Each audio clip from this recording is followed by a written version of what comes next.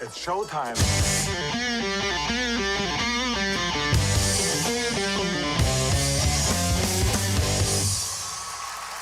All right. Carl Hamburger, how you doing? I'm doing well, Drew. Good to see you, buddy. Great. Hey, I was psyched when you said Steel Toe was out of jail and he's putting out content, and we have some, at this point, exclusive content. Nobody else is here. Yeah, it was his first day back from his jail time last week. So he was off all of last week because he did send revenge porn. He pleaded down to a misdemeanor and was given 15 days, of which he spent 7. Oh. Mm-hmm. And so he spent 7 days in county jail and came back on Monday. And I was super stoked to see how he would play this, because if you guys know Aaron Imholte, of course, this is the guy who begs for money on his show. We featured that. Oh, yeah. And he seems to usually get the money he begs for. He does. Hey, if you don't ask, you know? Yep. So he asks for the money, he gets it.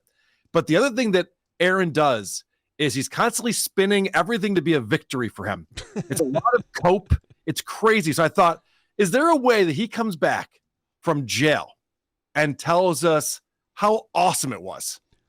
And sure enough, guys, if you want to start with my clip number 14, this is Aaron Imholte with his co-host Johnny Crutches, and he starts talking about all of the cool stuff that he got to do while he was in jail. I know that I had an unlimited movie package for like $20, I think, and I finally watched The Big Short. I was very excited about that. That was The Big Short. I love that movie. I bought it on Amazon Prime as soon as I got home. Love The Big Short. I watched a bunch of Marvel movies. I hadn't seen Ant-Man Quantumania. No, good. He's getting caught up on the Marvel movies. He made such great use of his time. It's almost like it was meant to be. Oh, my gosh. Drew, did you watch any of this? Have I sent you over some clips? Carl, I was laughing my ass off. There were isn't it? There were so many wins for the toe. I don't know where to start. Well, so he got this tablet device. So he had this Canteen fund. So he was able to put money in his Canteen fund, which allowed him to watch the unlimited movies, of course. He's able to send texts to people. Those were 13 cents per text. Ooh. So that got a little pricey for him. Yeah. That was rough. But did he send any revenge porn on those texts? Could he send attachments? I don't think he did, Mark. I think he was smart enough to wait until he got out to do that again. You never know. I just knew that he would play some pivotal role with whoever he bonded with, because he's a born leader. And from what it sounded like, there might have been some NBA scouts there the third or fourth day because he was playing so well. Yeah, so he was the best basketball player by far. He got he had a bunch of nicknames. One of them was Larry Bird. They also called him Radio because there were so many. Drew, you can't believe it. Almost everyone who works at this facility is a fan of Steel Toe and Aaron. Carl, if you went to a state dinner, people would be saying, "Love your show." I mean, everyone knows Steel Toe. So immediately, the guy gives him a choice of what his nicknames could be. It could either be Dwight, which is an Office reference. What kind of prison is this? Oh, the funnest prison anyone's ever been to. I mean, if he's the best basketball player, is this a suburban jail? Well, Minnesota. It's rural. It's St. Cloud, whatever the county is there, Stearns County. It's pretty rural. Yeah. But it was all black guys because every time Aaron was talking about conversations he did the black scent. Wow. So I could tell they were all black guys he was hanging out with. And he was still like the MVP basketball player. That's wild. I mean, Larry Bird was pretty good too, Drew. I mean, I heard he got himself in great shape in there, so he was on his game. Well, listen to clip number 15. So he's talking about, and I was predicting this, like what's going to happen when he comes out. He's going to make a bunch of friends, and he's going to be the most popular guy. And so, sure enough, check this out. That's the thing. All those guys in there are funny. Like they're all great to hang out with. They're all hilarious, and it's like. Looking back on it, it makes me a little sad because I'm like, these guys could have been, and still can be, a lot of them are young, can be anything. Like they're engaging, they're charismatic, they're funny, they're friendly, they're fun guys to hang out with. So it sounds like he was in the best jail available. Well, two things here, Drew. First off, everyone there was a riot, so that's got to be a lot of fun, just hanging with your buds for a week, right? Oh, yeah. But the other thing is, you notice how he sees himself as different than everyone else?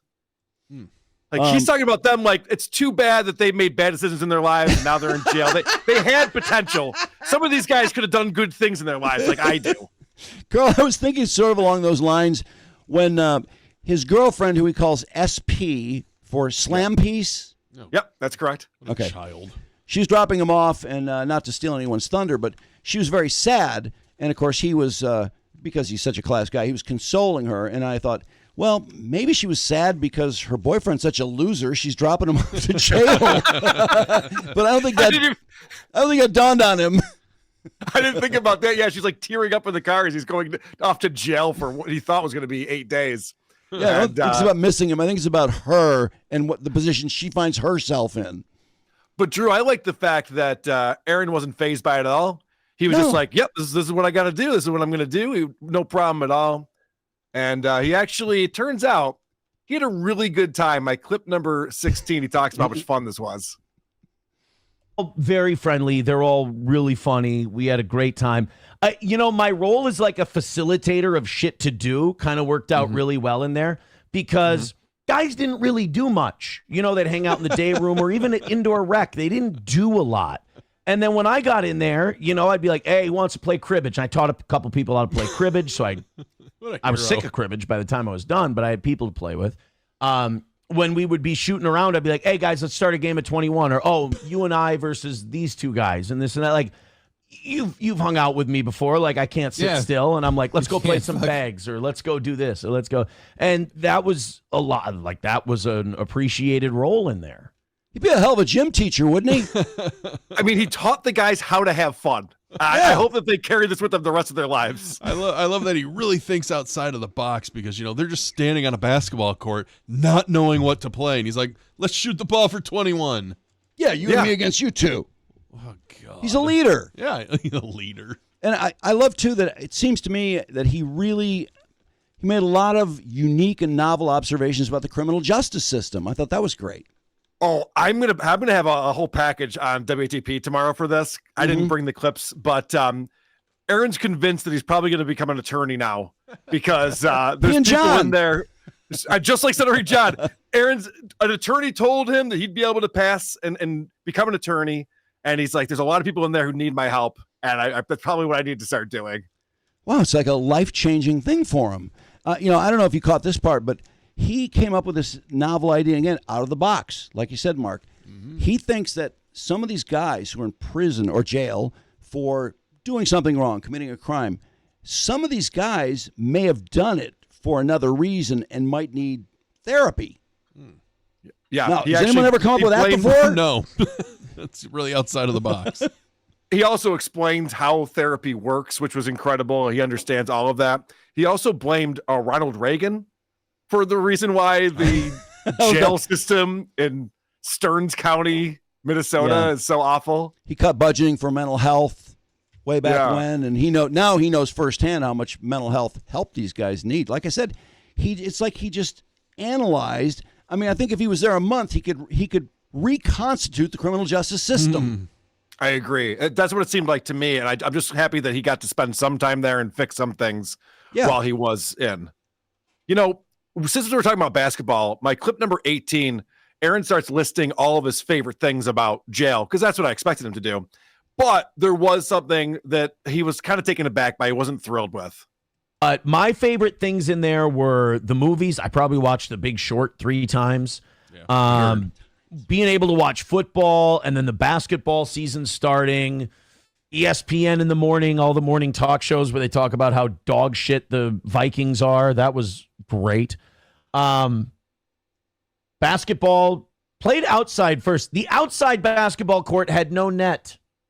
That was the first thing. That was the first thing that bothered me, but also made me go, hey, asshole, you're in jail. That's how this works. Could you imagine? The hoops have no net. And he's like, I knew jail was going to be tough. God damn it. Was that an air ball? Could anyone tell? Carl, he watched The Big Short 3 times, and then he bought it when he got out. Jeez. It's not that good. Movie. It's his favorite movie now. Drew. Oh, that's so he stupid. Loves it. 3 times? I can't imagine watching that 3 times in a day or two. That's crazy. It's not that good. It's good. What's amazing to me, so I'm sure since you watched this, Drew, you know that Aaron has learned that our phones are toxic and they're bad for us, and he's changed his relationship with his phone because of this time that he spent in jail. Yeah. And he actually has a lot of lessons for us. One of the things that's great about Aaron is that whenever he learns something new, he explains it to his audience like they're all the dumbest people who've never experienced anything in life. He started talking about reading newspapers. It's the funniest thing. He goes, guys, I've been reading newspapers in there, way better than the internet. You get way more information from a newspaper. Carl, you don't understand. He's turning lemons into champagne. Right, it's not just lemonade. It's better than that. Turning lemons into toilet wine. But that's another, another observation I've never heard before is that we don't need our phones. But how would you know that if Aaron hadn't gone to jail? We don't need our phones all the time. He's so profound. My clip number 19. Guys, everyone just take notes. Listen closely. This is really important stuff. 19. My mental health in jail was good. This is about to be. Was great. I didn't have like notifications on my phone that I felt like I needed to respond to. I didn't have notifications of bullshit that I didn't have shit I was scrolling through just to keep me busy. Mm-hmm. I didn't have shit that I was just doing out of habit because I was bored. I filled my time with shit. How do I get in this jail? How do I get in? Isn't that amazing? And he even said, and guys, I've learned so much. Like, I went out to dinner with my girlfriend the other day, and I didn't even bring my phone with me, and I was able to have a conversone with her and be present. Be present. Wow. Oh you learned so much from this. It sounds like we're going to have the woke toe pretty soon.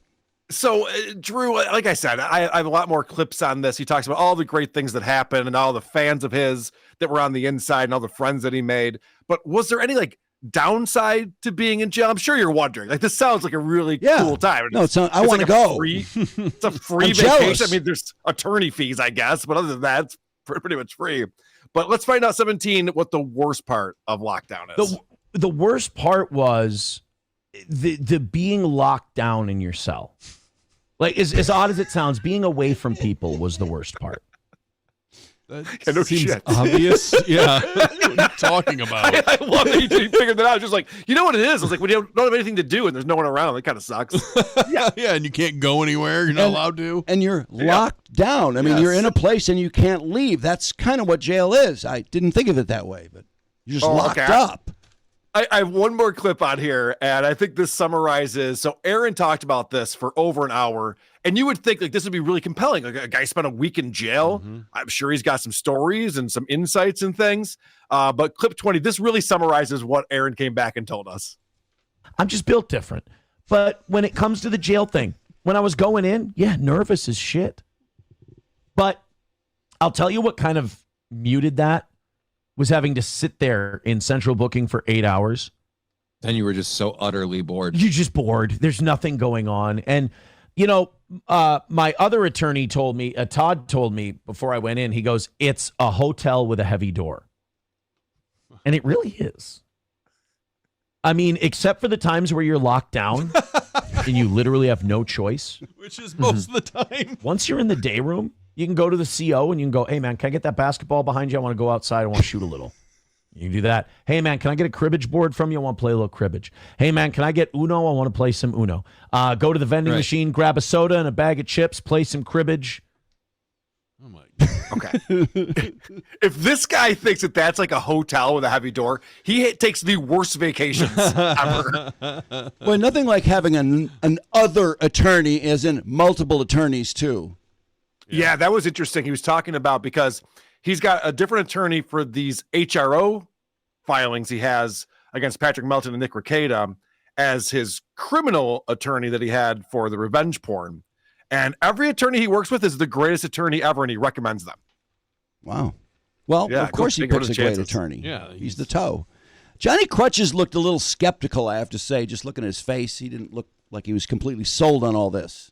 He is the world's greatest yes man, though, Drew. There was no pushback. If I'm a co-host on a show, or even a guest, and then someone goes, "Oh my gosh, it's like a hotel." Like, it's definitely not. What are you talking about, With man? a heavy door. That is the dumbest observation. I would not hire that attorney. No, definitely not. Yeah, also, it sounded like the food sucked, and it sounded like there was a lot of problems there. But whatever, he had his tablet, and he got to watch that movie, The Big Short, 3 times. He did say the food was better than the kids get at school, though. Yeah, I know. But he also said the first meal he had was baked potatoes and sweet potatoes. Yeah. It's kind of weird. Overall, though, in terms of being the facilitator that he was and just sort of the leader type, he sounded like maybe a Jack Nicholson in One Flew Over the Cuckoo's Nest, maybe without the brain shock waves or whatever. Yeah, I don't think they took an excursion out to a baseball game, but no, other than that, I think right. That's precisely what it was. Yeah, sans the escape and the brain shots. Right. It really is incredible the way that Aaron came back to describe this, and it goes on. He got let out way earlier than he thought he was going to. It was Friday morning at 5 a.m. And they let him out with his like t-shirt and shorts, and it's 30 degrees out, and he's got nowhere to go, so he jogged 4 miles to a gas station. What? I'm telling you, these stories are bizarre, man. He's out there. That's the toe. Another win for the toe. He got a great workout in. He was cold, but and he lost 3 pounds, I heard, too. He lost 3 pounds, but then he gained it back over the weekend because he was eating country fried steaks all weekend. Okay. I still can't get over that he bought The Big Short after watching it 3 times. It's really, Bought it. It's so insane. Does anyone buy movies? No one Drew, buys movies anymore. Hold on a second, Drew. So when you go on vacation, you probably grab a keepsake or 2, right? Sure. Maybe a magnet for the fridge, something to remember your Snow vacation by. cone. Yeah, snow globe. Yeah. So that's all he's doing. He wants to be able to remember that fun week that he had in At that hotel. Jail. They should sell refrigerator magnets and snow globes at jail. Yeah, why not? I'd buy one. Yeah. Wow. The other thing too is he became very popular as soon as people found out that he had a show. And so, because all the prison guards or the COs, he knows the right terminology. All the COs were big fans of his. And even the guy who was fixing the toilet was like, "Toe, what's up?" So as soon as the other inmates found out that he's really popular and successful broadcaster, they all want to get on his show. They were just like, "Hey, man, can I come?" And he was doing the black scent thing. "Can I get on your show?" Aaron, there's a clip I have for the show tomorrow where Aaron's like, "Yeah, this one guy, Mikey, he was really cool, but I do my show out of my house. I don't want to tell him how to get to my house." Like, oh man, okay. They sound like you'd be such great guests, though. Yeah, they would. I know, but he's afraid of black people, so there's that. Yeah, that's true. Well, I got a lot out of it. I'm glad he did too.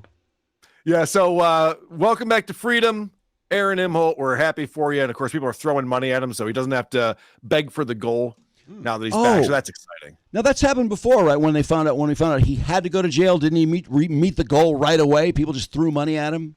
Oh yeah, a couple of the big donors were throwing hundreds of dollars at him. So it might have been worth his while, to be honest with you. He might actually break even or make a profit on this.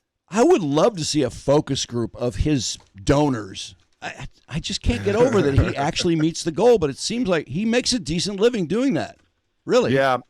I say this a lot when we talk about Steel Toe, and we talked about it just now, is that Aaron talks down to his audience. He thinks they're all dumb, and he's right. His audience are the dumbest people who just throw money at him every day because he begs for it. Well, but you know what? Like that gym teacher kind of guy he is, he makes it such a cool game. Like maybe we just get a couple ones here, and then we get a few fives in 5 minutes, and the next thing you know, if everybody gives a 1, we'll do this, and he makes it fun to give money. He is a facilitator of fun, as he was in jail. He does it on his show, too. Very impressive. Just trying to figure out what kind of jail he would be the best basketball player in. That seems very odd to me. Maybe he's a better athlete than I thought. That was the first thing he started bragging about right out of the gate. He's just like, "Man, your boy's got some skills on the court." I mean, you guys, he goes, "The haters are going to get mad at me for this, but I'm telling you, I was the best player. I towered over everyone." What? He's 6'1". I don't. Well, rural Minnesota. I mean, I don't know what that means, but I would not expect it to be a a lot of great basketball players, put it that way. Well, it's not like you can ask anybody you played against either because they're all locked up still. Right. I picture a lot of meth people there. Like meth types. Or there were some DUIs in there, he said. I would love to watch a bunch of people on meth play basketball. Yeah. Would they ever get a shot off? They'd probably be pretty selfish players, I would think. Yeah, that's what I think. There'd be a lot of. I think a lot of players would travel, right? They would just grab the ball and run. Okay, so Carl, we're still talking about Riyadh. Isn't that crazy that we're still talking about the fallout from the Riyadh Comedy Festival and all these comedians who went over for the payday, and some of them handling it better than others, as we've talked about. Obviously, we've talked about Louis C.K. and Bill Burr and Whitney Cummings, and a lot of these folks have had a really tough go at explaining themselves. And Bill Burr has maybe had the worst falling out with his audience of any of them. Well, he was having a conversation with the audience that wasn't taking place. He was kind of acting as if the audience were this dumb person collectively who didn't understand all the great things he was doing. And the bots. Let's not forget about that. You know, all the negative comments are just bots. The BAWT bots. Yep. So it's crazy because he went on his show and his podcast, the Bill Burr's Monday Morning Podcast, and he was obviously lecturing everyone about how he's right and they're all wrong and they don't get it and they're idiots. And he did that for a couple of weeks. And it just got worse and worse for him. So then he kind of shut up about it. He's just like, all right, I'm not going to win this argument. So I'll just move on and talk about other things. But Drew, he can't help himself. No. He cannot. So my clip number 12, this is from yesterday morning's show that he did. And he's trying not to talk about this. But he's still very angry at Mark Maron and David Cross, I would think, specifically. This is all true. You know, if you look it up.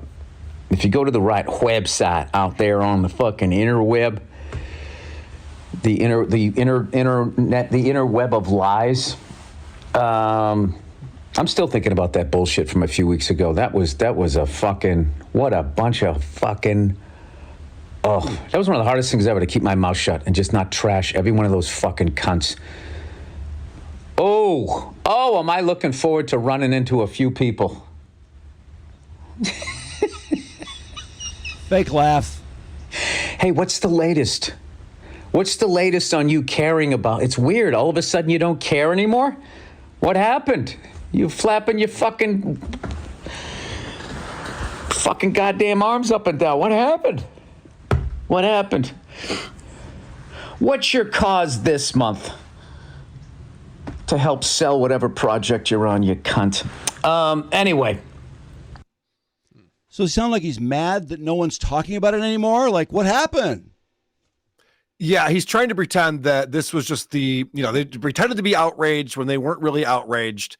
And specifically, I think Mark Maron, because it's like, oh, you wanted to just get some clout for yourself and try to put us down, but it's only because you wanted to get out there and do the rounds in the media to promote whatever project you were doing. What I hate about this, I hate a lot of things about this, but I really hate this whole, if only I could say what I want to say, routine that Bill's doing. Yeah, he was talking about on one of his first shows back. He's just like, yeah, so I decided to start writing some roast jokes. He's like, I got some of the best roast jokes. He's just talking about like writing jokes to make fun of Mark Maron and David Cross. Yeah, because he won't say them. He has to get people back. So he just wrote some killer roast jokes that we can't hear, of course, because there's no roast right now. But oh my God, is he going to get those guys? If only he had a platform where he could tell jokes. I don't get it, Mark. Why is he not allowed to just tell us what's up? What's the problem? He absolutely could. Well, he has a format where he does a rant on his podcast, then he has his commercials, and then he answers questions like emails. And did you listen to the email portion, Carl? It was stuff about like the new kicking rules in the NFL and what a shitty sports town Toronto is. Is that really what people are asking him about? No. Yeah, these are not real emails. There's no way. No. That's not what anyone's interested in from Bill Burr right now. So if you want to go to my clip number 13, and this is like 5 minutes after you went on that little rant, he can't help himself again. He gets off on this tangent, and he has to keep going after Mark and David. And other than that, let's talk some fucking sports. Let's talk some bread that I can't eat and circus that I don't go to because of the way they treat the animals. and I have a special coming out.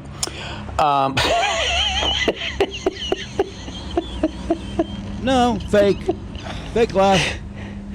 I'm going to find the right thing to get sanctimonious about, to mock all of that. Anyway, yeah, evidently everything must have cleared up because there's no more chatter. They must have fixed everything. It's going to be passive and it's going to be aggressive. Anyway, let's talk sports.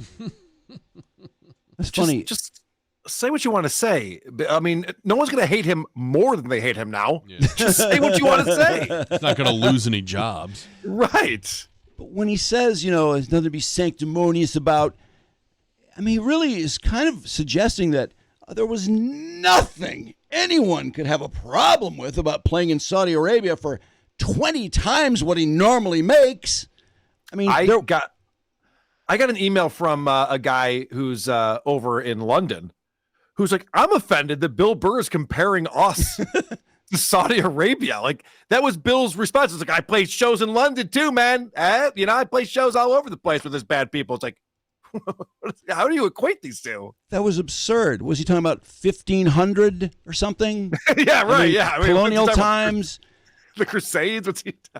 I feel like he thinks the audience is really dumb. Yeah, he's spiraling, and it's interesting because we're going to get into Andrew Schultz calling him out in just a moment because Andrew Schultz was also over there. Yeah. But before we do that, there's one other clip that you picked up on, Drew, that is very interesting. My clip number 11, Bill goes off on capitalism here, and I think it's probably the wrong time for that. Yeah. Typical capitalism. You can't just be happy with your giant fucking mansion with the initials on the back of your chair and your two fucking elephant tucks, like framing it, on either side. You can't be happy with that. We need to turn more of a profit. More of a fucking profit. Anyway. Seems like he made a little more money than he needed to. Yeah. Yeah, should he be talking about greed No. at this time? Seems like a bad idea. I don't know what's going on with him. His laugh sounds so fake. He does that long laugh many, many times. I don't know if you listen to the whole podcast, Carl, but did you notice how fake that sounded? Yeah, cracking yourself up always comes off as a little disingenuous when you're on the show. And Bill can usually get away with it, but you can tell, like, there's anger there now. Yeah. He's reading the comments. No, what he was saying was not that funny. Yeah. I think he was just uncomfortable and he didn't really know what else to do. And I really haven't listened to his podcast that much. I thought it was a lousy podcast. I mean, people want to hear about the Bruins and the Patriots every week. What if you don't live in Boston? Like most people. I know. And he's talking about, now, listen, I know the Bruins have lost 6 straight, but they're a pretty good team. Like, okay, you lost me. I don't know. I don't know what we're doing. Yeah, and I went over how much audience he's lost on YouTube in the last 3 years. It's astounding. But, I mean, it's still dropping. And it looked like he was going to get about 10, 12,000 people. He was drawing 150, 200,000 a show 3 years ago. And then it dropped down to about 100 and then 50. And he was around 50 before he went to Saudi Arabia. And it's just like a quarter of that now. And I don't know. Is he going to spin out of this? I thought there's only one way he can do this, and that's to make fun of himself right now and what he did. But I don't think he can do that. Not anymore. I think he missed that opportunity, missed that window. And even the views that he's getting now, and I agree, the numbers are way down. It seems like every person in the comment section is hate viewing the show. The comments are brutal. How much fun is Anthony Cumia having with this? Oh, he loves it. He absolutely loves it.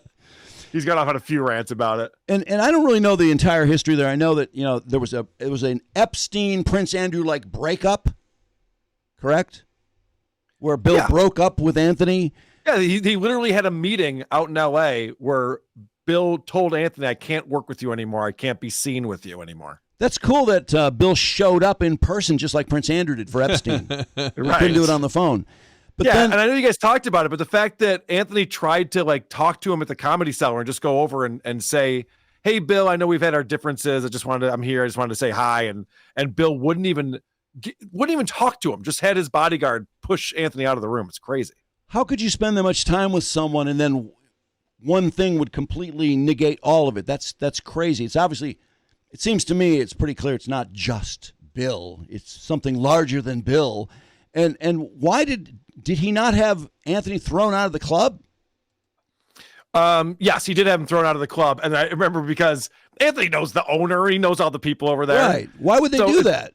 So as soon as he was thrown out, Anthony decided the next night to go back to the cellar, and he brought a black woman with him as a date. Just to give a fuck you to the Comedy Cellar. I'm just surprised they would throw him out. I mean, I guess that's how low things were for Anthony, but, well, he sure is having a great year. Things really turned around. Anthony's rebounded nicely, but also it's not just that, they would throw out Anthony, but it's Bill Burr. I mean, how often is Bill Burr at the Comedy Cellar anymore? That's a big deal. So I can understand why they'd be like, whatever you want, Bill. Whatever you want, Mr. Burr. And Curtis Sliwa quit his show on WABC. Is he moving into a regular show, or is he just going to stick with it? Do you know offhand what he's... I have not heard any update on that. I do not know. I'll check in with him, though. Yeah. I just had a feeling with Curtis Sliwa, that mayoral thing in New York is crazy, but I thought when Curtis quit, maybe he would want that job, or maybe not. I mean, Anthony he has a full-time gig already. Yeah. He's partners with Gavin McGinnis on Censor.tv. And so I don't know that he's looking to be on the radio 5 days a week or 6 days a week, but maybe he is. I mean, he's very good at it. So I can see him doing it. Well, there might be a lot more money involved too with a regular show. Who knows? So anyway, so with Bill, Carl, I know Whitney Cummings, I checked, by the way, her podcast never came out yesterday. So apparently she is just doesn't know what to do. Wow. So she took out the segment that we played where she called everyone a racist who criticized her. And then she came on the next week and doubled down on it and just went, well, you guys aren't reading the same things I'm reading. I wasn't saying you are all racist. I was just saying this people that were contacting me were the racists. Like, no, that's not what you said. And now you've taken it down. So we know that you know. And so that's fun. I didn't know that she didn't put on an episode yesterday. No. Yeah, I want to see what she'd say. But she and Bill were both doing the same thing. They were acting like the entire audience were the same one person. Yep. Or bots, right. Yeah. They have to pretend. Bots. Yeah. It looks like a new Whitney dropped about 9 hours ago. Oh, really? Yeah. Okay. Usually it's out on Monday. Oh, okay. Cool. I bet she says nothing, but I'll find out. I'll let you know. She probably won't say anything. So I wanted to check in on the show called Flagrant, hosted by Andrew Schultz and Akash Singh. It has just about 2 million subscribers on YouTube. Pretty big deal. Yeah. Andrew Schultz came back from Riyadh and recorded a show that was all about that. It has 360,000 views on this episode. It came out on the 15th of October. And so it starts off, Andrew Schultz is trying to get out in front of this. He's seeing some of the backlash that's coming in on some of the other comics that were over there. So Mark, my clip number 1, he's going to tell us what we think about it. Oh. Shout out to Flagrant, bro. We got the best fans in the world. Our fans didn't give a flying if we had to shout it. All these other podcasts, all these comedians crumbling, trembling. I love seeing these pussy motherfuckers going on there at the little shows and saying shit like, well, but America's bad too. Shut up, dork. Yeah, Carl, I don't know if you read his comments. His comments did not reflect what he's saying at all. Let me read some of them. It says, bro, saying us Flagrant fans don't care. All I see in the comments is fans caring about it and criticizing it. This one says, some top-tier gaslighting going on here. Another guy says, did he just gaslight us into saying we didn't care? It's funny that he could go on there and just go, yeah, it's a good thing no one's criticizing me because you guys aren't. All right, moving on. What else you want to talk about? Yeah, I like the approach. It's really cocky and really sure of himself, but it's a little arrogant too. It didn't work. He's also doing this thing, and we saw this with Whitney Cummings and Bill Burr, where he's purposely missing the point. My clip number 2. You can go perform for your fans wherever they are in the world. I will go perform for my fans wherever they are on the whole planet. Okay, people don't decide where they're born, you idiots. Even the Middle Eastern ones, though? Well, maybe not them, they're beneath me. But like maybe just the white countries. Because that's what they're all saying, right? They're like, how dare you perform in non-white countries that don't have the exact same rules as us? Wow. Wow. That's not what He's people got are fans saying. everywhere. I guess you just got to go to your fans. It's not as blatant as Whitney just calling everyone a racist, but that's pretty much what he just said. Yeah, kind of. And once again, that's not what people are complaining about. Right. If you criticize him because he was in a country where it's not white people, then you're racist. And another comment that I saw in here is just, you were paid by the government, not a private, non-government affiliated comedy festival. Bingo. That's what people are mad about. That's what people are mad about. So thank God his co-host Akash does explain the counter argument, and watch how quickly in my clip number 3 he buries this. What I'm saying is you're taking money from the government. Good, my fans get a discount. There you go. You're welcome. Yeah. Okay. You're welcome. So you rather I charge the oppressed people full price? The people you think are oppressed pay full price? It's just ridiculous. Honestly, you either have fans that have supported you. They also share your clips. They also watch your YouTube specials. They watch your Netflix specials. They do everything to give you the life of your dreams. Yeah. Like, that's why I'm super grateful. So wherever the fuck they are in the world, I will go perform for them. I went to fucking Moscow. I went to Singapore. You can't chew bubblegum in Singapore without them being Asian about it. You know? Why didn't he just do it for free? Such a hero, right? So this is, he goes right back to, and Louis C.K. did the same thing on Bill Maher, where he's like, I'll perform in Turkey, I'll perform in South Korea, I'll perform wherever. It's like, that's purposely missing the point. Yes. And I think it was Blind Mike who pointed this out on the show this past weekend. Like, literally, Human Rights Watch wouldn't accept this money. Mm-hmm. Yeah. Like, there's something about this money that it's very different than just a private promoter putting on a show for you. And when you think about it, too, I mean, in some of those guys' cases, $1.6 million for an hour of your time, there's got to be a reason. There's a pretty good reason they have to pay you that much. And it seemed like it's pretty sweet accommodations for everyone who's been talking about it, getting flown out there, the way they were treated there. It seems like it was a pretty nice vacation for them. Well, plus the counter argument should just be $1.6 million. It's a good gig. It's blood money or whatever, but sorry. Yeah, we'll talk about Chris Destefano in a minute. And Jim Norton actually made that point multiple times. He's like, I didn't get asked, but if they offered me $100,000, I'm going. Well, he's honest. That was funny. Yeah, right. I have to say, somebody offered me, $50,000, $100,000, $20,000 to do one radio show. I would just be going, something's weird about this. I would have a hard time getting past that. I really would. Not because I'm so great. I would just feel like there's a catch. I would think the same thing and go, but I don't do it. Yeah, I'd do it pretty anyway. good money. Well, it's funny that you guys all say that, because we're going to hear Andrew explain the reason why they didn't get pushback for him doing this show and others did. Well, that's the reason why we don't have any pushback, barely any pushback, is because we've never been the virtue signaling type. We've never been the ones out here. Like, there are people that are getting pushback, and like, based on some shit that they had said in the past, I kind of get it. Like, I'll be honest, I kind of get it. Yeah. You know, like, Burr's getting all this pushback, and it's like the first time I've seen in his career him not like aware of why it's happening. Yeah. Like, I saw him on Conan, and again, it's a clip, so I don't want to take clips out of context, but he's like, oh, these people are like sanctimonious cunts, and it's like, bro, you did say that Beyonce sold out for blood money. Yeah. For going to like an oil state. Yeah. And then you went to an oil state. So like, He's got all the answers. What can I say? I love that Andrew's like, he knows that people are getting all this pushback and stuff. He's just like, I'll just throw Bill Burr under the bus. Yeah. I kind of feel like he's right, though. He's right in a way, but he's so cocky about it. Sure. I mean, he just looks to me like he's headed for a fall of some kind. Pride comes before the fall. But yeah, they don't preach morals, and therefore it's totally fine that he did that. And yeah, he's not getting as much shit about it as some of these other guys like Bill Burr and Whitney Cummings.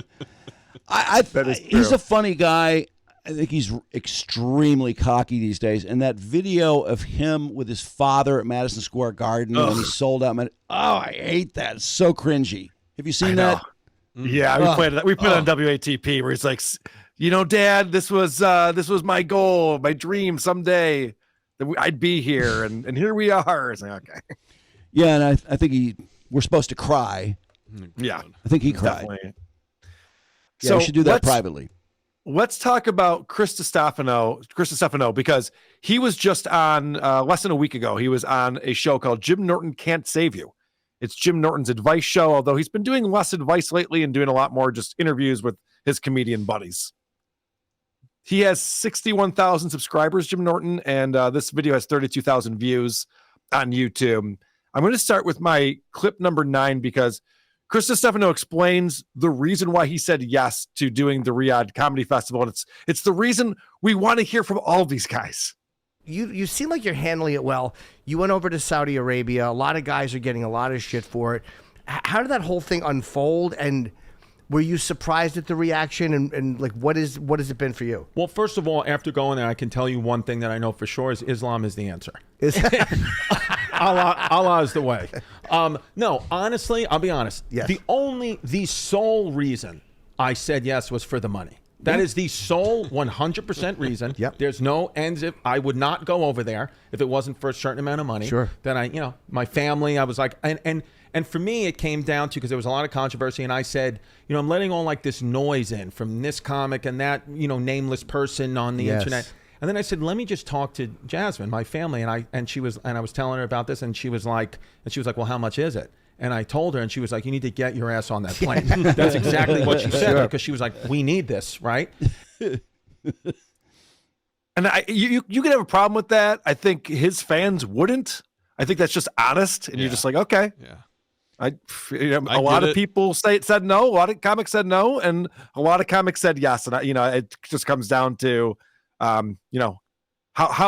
much you believe in your morals on that. He also had a few really funny lines talking about it with Jim. I don't know if you have any more clips, but I do. Okay, good. Yeah. There's some funny stuff, but I also think that if he would have ended right there, it would have been better. But then he started coming up with excuses like we've heard from other comics as well. And actually, my clip number 10. So this is talking about how, there's some human rights issues over there, but they're getting better. They're moving in the right direction. I understand that stuff was bad. I really do. But for me, it's like, if they're trying to get better, and I was a part of going over there, I felt trepidation going out there. Coming home, I felt absolutely zero regret, like truly zero. That seems like, was it Bill Maher who was saying like these things don't change overnight? And yeah. So I feel like that's like the Bill Maher angle of it. It's like, well, they're trying to be better. Are they throwing gay people off buildings? Not so much anymore. So I think that's where he's going with that. But you can't change the fact that they paid you like 50 times what you would normally get paid for something, or 100 times what you normally get paid for something like that. There's a reason for that. Because they need to get you over there. They need to walk you. So then Chris comes back to the States afterwards, and he sees that other comics are getting shit for this. And he's doing these shows in Boston. He does 3 shows in Boston, and he's concerned there's going to be backlash. My clip number 5, he explains what happened. Of course, I care about my own fans. And by the way, the internet was hating. I did 3 shows in Boston, so it was like collectively like 3,000 people. And I opened up every show talking 10 minutes about Saudi Arabia, and everyone laughed and clapped at the bits. Yeah. And I waited purposely. I would say I went to Saudi Arabia and then waited. No booze, no nothing. They're just waiting for the bit because people don't actually care. The thing that I think is the truth about that specifically is I don't think anybody actually cares at all. Even the people who were the loudest. Don't say that. Don't say that. The people at your shows, though, they paid money to see you. They want to have a good time. That's not really the time for them to go, fuck you. Yeah, that's not a good representation of people, especially because they're like, well, what is he going to say about this? You wouldn't just start immediately booing someone, even if you felt like you should not have done that. When you go up there and do counterpoint with him, no. But that was specifically calling out, again, Mark Maron, probably David Cross, where it's just, he has this thing where he thinks that those guys are jealous. My clip number 7, I think this is the wrong route to go. Even if he does believe this, it just seems like an excuse. You understand that a lot of our comedy peers who are upset about it, you realize that either they were asked to go, either they weren't asked to go, or they were asked to go and it wasn't the right amount of money, and they have a lot of anger towards that, and it just comes out in other ways. Oh, come on. Because I don't think anybody sitting here in America truly, really actually cares. They were told to care. It was a mob pile-on, and they were told to care, so people just follow. They all of a sudden cared because somewhere their algorithm told them to care, and now all of a sudden they're like little zombies caring. I don't think telling people they're stupid is a good tactic to take. No, and you can't tell everybody what they thought. That's ridiculous. Drew, we've been talking about this for weeks now, but as I mentioned, I didn't really care about this Riyadh Comedy Festival. I'm fascinated by the response and how different comics are handling it. But if Chris Destefano wants to tell me that I get tricked by an algorithm into what to think, I'm like, fuck you. It's kind of a shitty thing to say, isn't it? Yeah, no, it is. I mean, it's slimy. And you know, what I said earlier, if somebody offered me an insane amount of money to do what I do, I mean, you know there's a catch. The catch is, it's pretty slimy, and some people are going to not like that, and you have to be able to live with that. But to come back and try and gaslight people, or tell them what they think or what they should think, or you know, Bill Burr it was a top 3 experience lifetime, top 3. The people were wonderful. Oh, they got a Pizza Hut next to a Timberland boots, and like, shut up. It's like Bill Burr thought he owed Saudi Arabia something when he came back, like service after the sale. Yeah. Well, I mean, they haven't done 9/11 in like over 2 decades. So there is that. That's true. So my clip number 6, and then, you know, we can talk about some of the funnier things that Chris said, but I was really focusing on some of the dumber things. I hadn't seen any of these, Carl. These are really interesting. My clip 6 is such a bad comparison. You know, that whole blood money thing is like, that gets complicated because it's like, well, if you made a joke in YouTube, you know, and your YouTube revenue went up because you talked about Charlie Kirk's death, is that blood money? What is it then? 100%. You know, yeah. like, no. Okay. A joke about Charlie Kirk is not killing Charlie Kirk. It's not like the people who paid you killed Jamal Khashoggi. It's very different. It's also not really, you can't measure it. I mean, technically speaking, we're making a little bit of money talking about them, talking about going to Saudi Arabia. But first of all, it would be a very small amount of money. And those guys are making an insane amount of money. And I mean, it is an interesting topic too. I mean, our audience has been very interested in this. I'm sure yours has too. It's not even close to the same thing. If all of them had said no to this, there would be no discussion about this at all. No. I really think the less they say, the better. The more they talk, the worse it gets. Yes. Yeah, I thought that was a really dumb comparison. And, you know, poor Jim Norton's just sitting there going, oh, yeah, you're right. Blood money, just like if I mentioned Charlie Kirk and I have some sales from it. I mean, they're starting to sound to me, I mean, Chris and some of those like, there was nothing stopping them from taking that money. There was no way they weren't going to take that money. How could we deprive them of that? Think of all that blood money, too, that OJ, for making jokes about OJ. 2 people had to die for those jokes to be funny. That's true. Yeah. Yeah, morning radio did did pretty well. Or that blood money for this pedophile money from Michael Jackson and talking about that. It's stupid. It's well, they were great topics for years. Oh, my God. They still talking about them. So play clip number 8. This kind of just summarizes and wraps up the conversation about Riyadh. And again, he went off on all these other scenarios, and he shouldn't have done that because this is really what it's all about. Again, we all as humans live in the nuance, live in the gray zone. So it's like, yes, I went to make the money, but I also can acknowledge that their human rights record isn't the best, but I don't regret at all going. And I signed that contract because I don't have any jokes about the Saudi Arabian government. See, now that's the Louis C.K. angle, where it's like, well, they told me I can't talk about this and this and this, but I don't have jokes about that anyway, so who cares? But isn't that what makes this an interesting topic, is that a lot of things can be true at the same time and bad at the same time?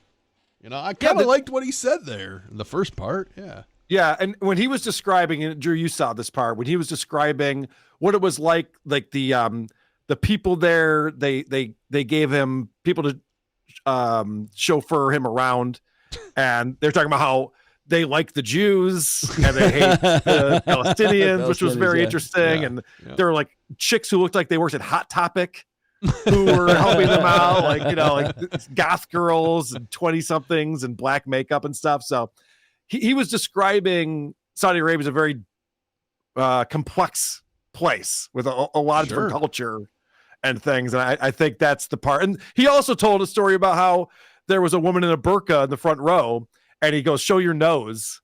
And he finally got her to like pull the thing down and show her nose, and the whole place erupted. That's pretty funny. They all sound a little too smooth to me. It sounds almost rehearsed. They just have so many great angles. I mean, it reminds me of watching Prince Andrew on that BBC interview, you know, where he's talking about how, I don't know how that could be in that picture, because that picture's taken upstairs. I've never been upstairs in your apartment, and I never wear casual clothes when I'm out and about in London. I'm wearing casual clothes there. I mean, it just seems like it's over. Again, the less said, probably the better. And Kevin Hart, are people mad at Kevin Hart? He hasn't said a word. No. Has Chappelle said anything? I don't think so, right? No.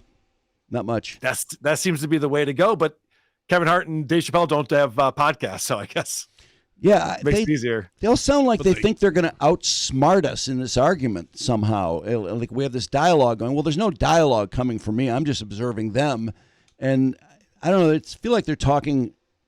They think their audience is kind of dumb, or they're going to accept what they say. It's also really funny because Louis C.K. had a big press tour because he has a novel out or something, and we've seen him talk to Bill Maher and a bunch of other people, but he's not getting any of the shit, and I think that's because he's already been canceled. Yeah, I think that's really what it's about. It's like, oh, we never liked him to begin with because he beat off in front of two women. He's already taken his lifetime supply of shit. Yeah, so it's just one more thing. Yeah, I think you're right about that. When you come back from being canceled, it's just like, all right, he's back from the dead. We're not going to kill him. Yeah, I guess exactly. Yeah, no need to kill him again. Yeah. Right. Oh God. Is that the last clip? Yep. Yeah, that summarizes what I wanted to talk about with these guys. And I got to tell you, the thing that annoys me the most about this Riyadh Comedy Festival is it got me to side with Chris D'Elia. He was making some good points when calling out Whitney Cummings. That makes me very angry. Yeah, and he wasn't invited, I guess. I guess he doesn't get invited anywhere, does he? Well, probably not. Whitney Cummings, I think, opined that he wasn't offered enough money to make it worth his while. Oh, jeez. She made a joke about 72 virgins, and yeah, okay. she was calling him out. What kind of a building does Chris D'Elia play now? Does he play 2,000 seaters? Is he back to comedy clubs? What's going on with him? Yeah, he's in theaters that probably between 2,000, 3,000 people. He really, honestly, I would say he's doing extremely well from what I read in the documentary I saw. I mean, I thought, wow, that guy's done. Yeah, it's actually really impressive. And I know he feels like he's been canceled and he feels like he's been shunned. And he used to have a lot more acting work and he worked in Hollywood a lot more than he does now. But as far as the perception of him and the amount of work he gets, it seems like he's beating it. Yeah, I mean, he's probably making a pretty damn good living. I would say he's very lucky, and I guess he can keep going on like this. I don't know. I don't think people are going to forget about it. He's such a creep. I just hope that his wife is torturing him every day. Because I know she's pissed about it. Yeah, I feel for her. I cannot believe they're going to stay together forever, but who knows? Well, as long as he can keep getting side pussy, he'll be fine. Yeah. On a lighter note, guys, I want to promote, it is Jocktober. We're celebrating Jocktober. Yeah. On Who Are These Podcasts all month. And the most recent episode that's out there right now, you can listen to it wherever you listen to your finer podcasts, like the Drew Lane Show. We covered Mojo in the Morning. We talked about them last year. We revisited them again this year to see what they're up to. There was a very funny clip where, they're taking callers. Mm-hmm. And this woman calls in to talk about how they were at a wedding at a church, and she says, I think this was a real call because of the way that it went down. The woman goes, yeah, and there was this bum who was pleasuring himself right outside of the church, and my son or my daughter, whatever it was, saw this happening. It was terrible. And Mojo's response was, yeah, we don't use the word bum on this show. That's that's not appropriate. Even when the guy's beaten off in church? Listen, he's unhoused. We don't say bum. It's very offensive to homeless people. I was flipping through the channels. I got it was yesterday and landed on his show, and he had Mike Duggan on, which I immediately I'm like, really? Well, he's the mayor of Detroit, but I know, but it's not a big draw. It kind of made me a little ill because Detroit's back. Everything's great. Oh, is that so? Except for the neighborhoods and some of the money problems. But whatever. Detroit's back.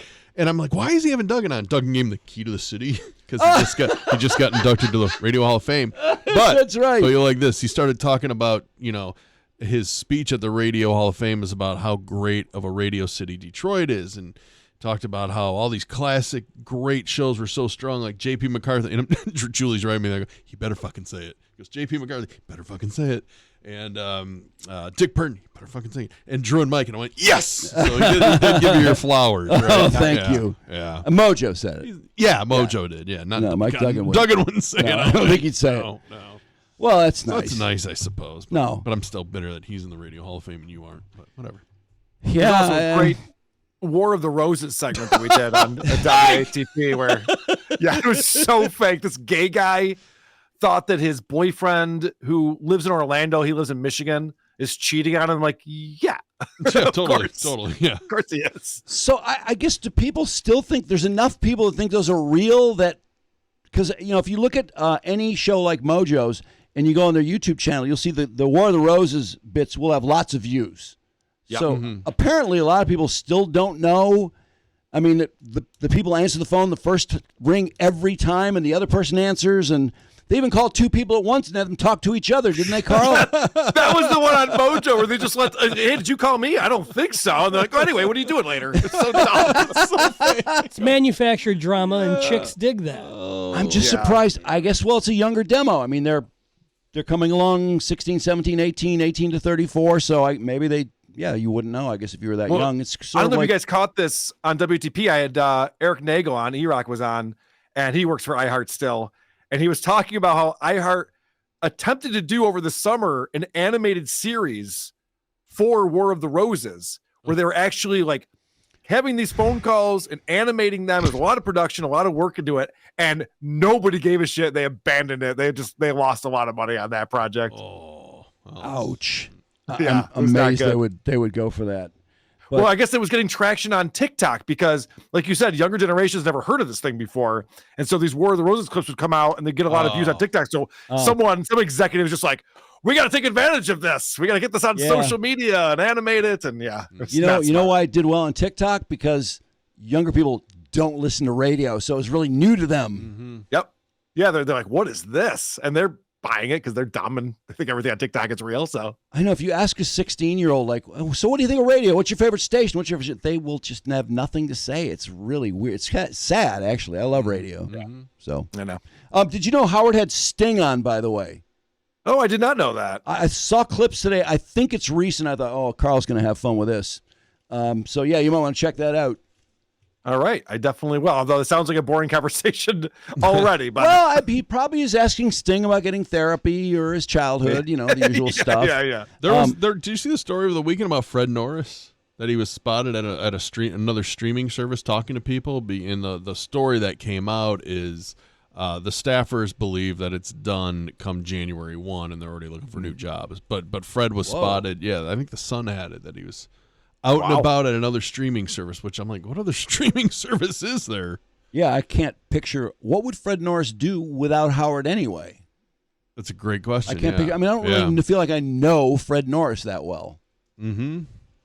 For all the hours I've listened to Howard, I mean, he just doesn't talk that much. Yeah. I don't know. Now I would think he would retire when Howard is done. Yeah, I mean, he's made enough money. He doesn't seem like an overly ambitious guy, so I think he'd be fine. So what's on the show tomorrow, Carl? Tomorrow we'll have the great Adam Bush on with us, as we always do with producer Chris. I'll be going through even more of Aaron's jail time and talking about what an amazing time he had and all the friends he made and how he's going to become an attorney. So we'll be talking about that along with everything that's going on with Stuttering John and Greg Opie Hughes and various other characters in the Dabbleverse. Yeah, great stuff. All right, I'll be listening, Carl. Thank you so much. Thanks, guys. See ya. Bye. See ya.